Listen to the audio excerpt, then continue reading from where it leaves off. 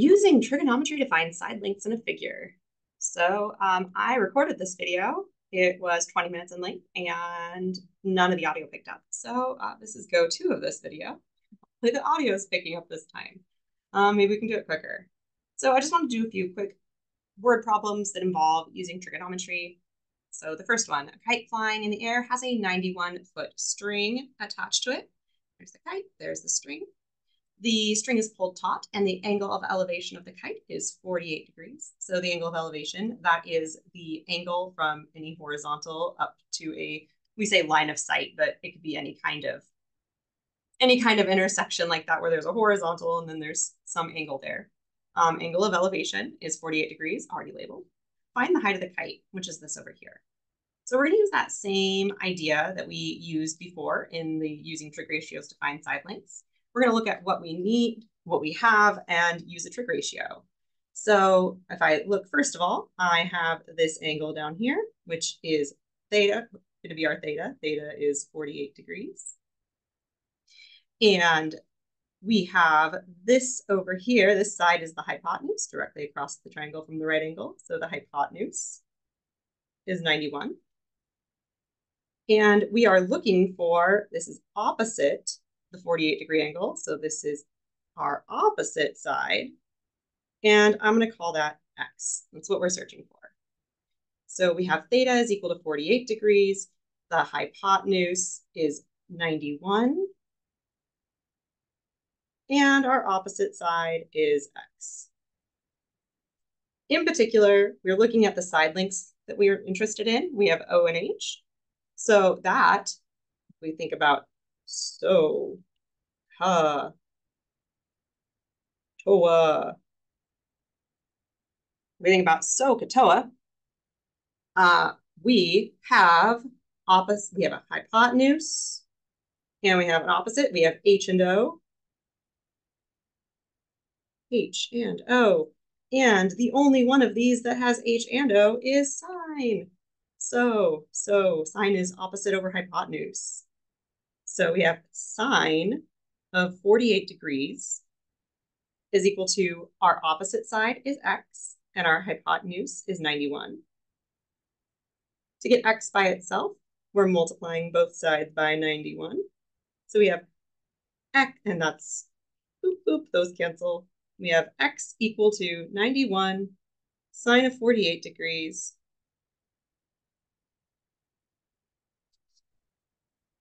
And that gives us 67.6 when it's rounded to the nearest 10.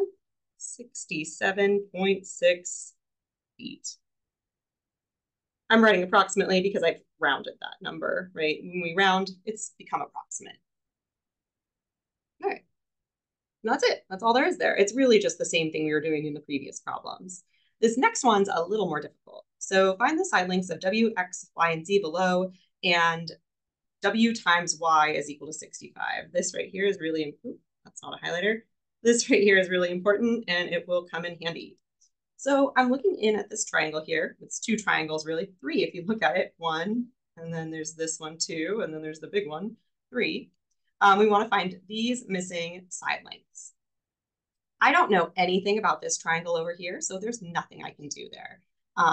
I don't know any angles. I don't know anything except for this right angle. So with this one over here, I know an angle, 56 degrees, and I have the hypotenuse.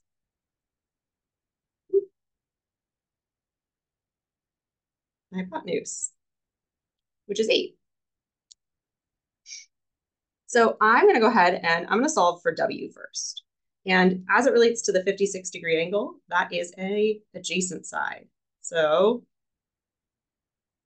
adjacent is equal to W.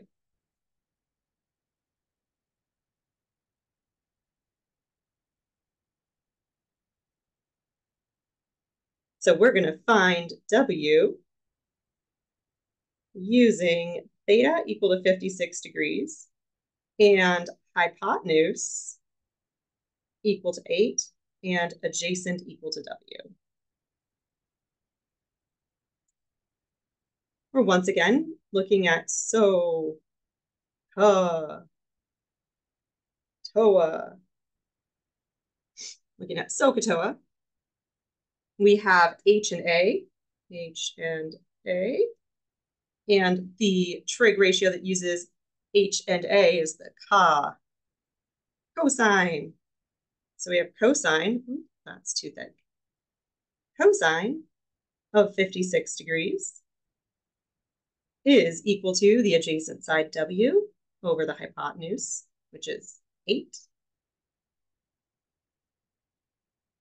To get W by itself, I am multiplying both sides by 8. Those cancel.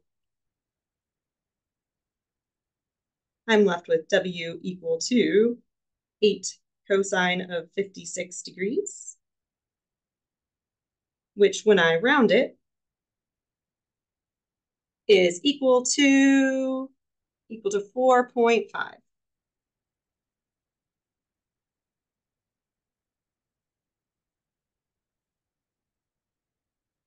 All right, so I have W. Now, if you remember back, maybe I'll use a little thicker of a line there. If you remember back, we have this fact up here that W times Y is equal to 65. If we have W, that means we can find Y now. We were given that fact for a good reason. So we are going to find Y using the fact that W times Y is 65 and that W is, I'm going to use the exact value, cosine of 56 degrees. So we have W times, not W times, W is 8 cosine of 56 degrees times Y is equal to 65. To get rid of the 8 cosine 56 degrees, we are using division, 8 cosine of 56 degrees. 8 cosine 56 degrees. Boom, boom. We have Y equal to, boom, 65 divided by 8 cosine of 56 degrees. And I get Y is equal to 14.5. Approximately equal to 14.5.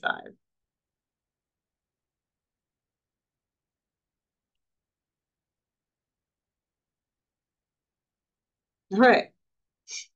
So we now have, let's mark what we have. We have W. We have this side here. That was given to us. It's 8.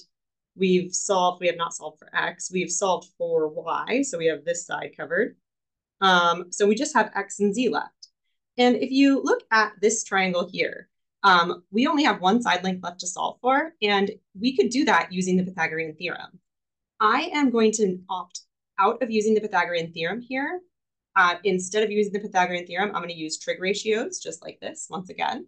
But I will show you the math for the Pythagorean theorem afterwards. So 3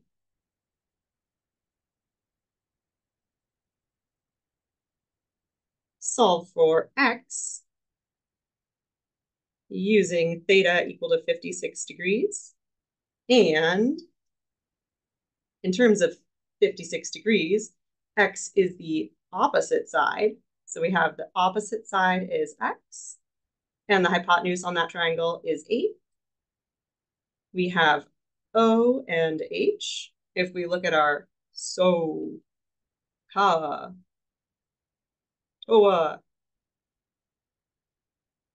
if we're looking at O and H, that is sine. Sine has opposite over hypotenuse. So sine of 56 degrees is equal to the opposite side, X, divided by the hypotenuse, which is 8. To get X all by itself, I'm multiplying both sides by 8. They will cancel. I have X equal to 8 sine of 56 degrees.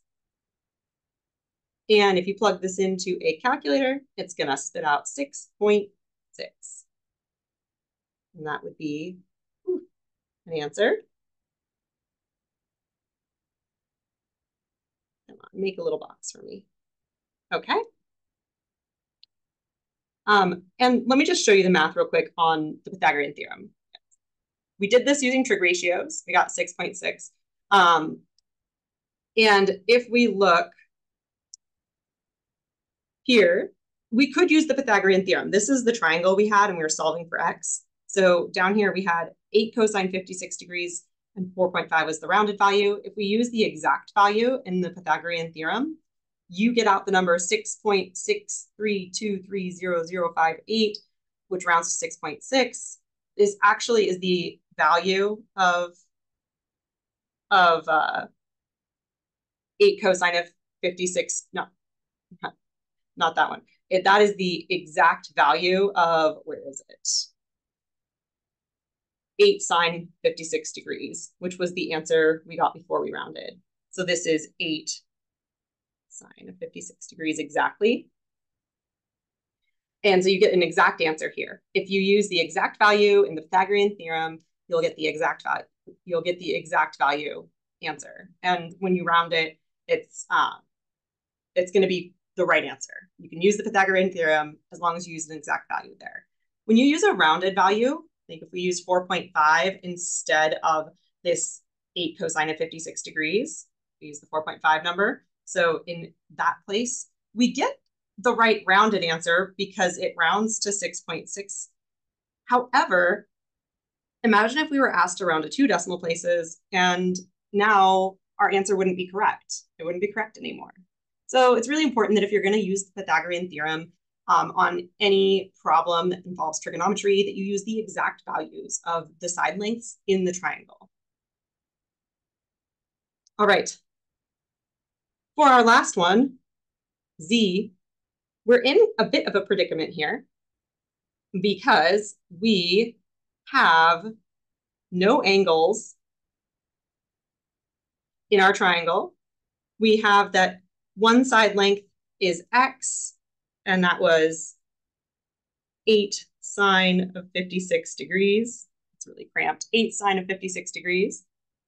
And then there's Y, which was 65 divided by 8 cosine of 56 degrees.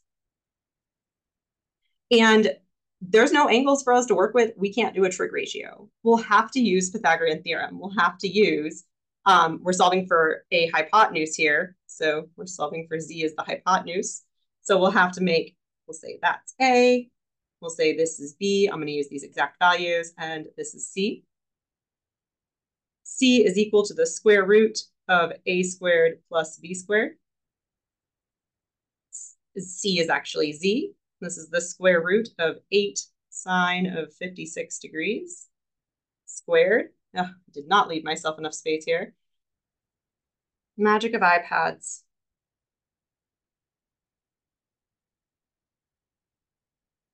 Plus 65 divided by 8 cosine of 56 degrees. Quantity squared. You're going to have to be super careful when you put this in your calculator, right? Parentheses everywhere, an absurd amount, because your calculator will probably put parentheses in right in here and right in here, and it will probably be angry if you don't put, if you try to omit them, it won't let you.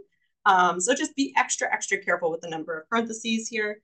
If you plug this in, you should get 16.97 something. So it rounds to 16.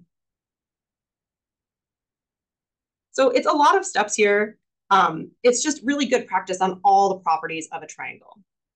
All right, so that was certainly less than 20 minutes. I guess I did it quicker this time, but thanks for being here. Hopefully the audio picked up this time. If not, I don't know, maybe I'll go cry a little bit. Hopefully your day's going a little bit better. I'll see you in the next video. Bye.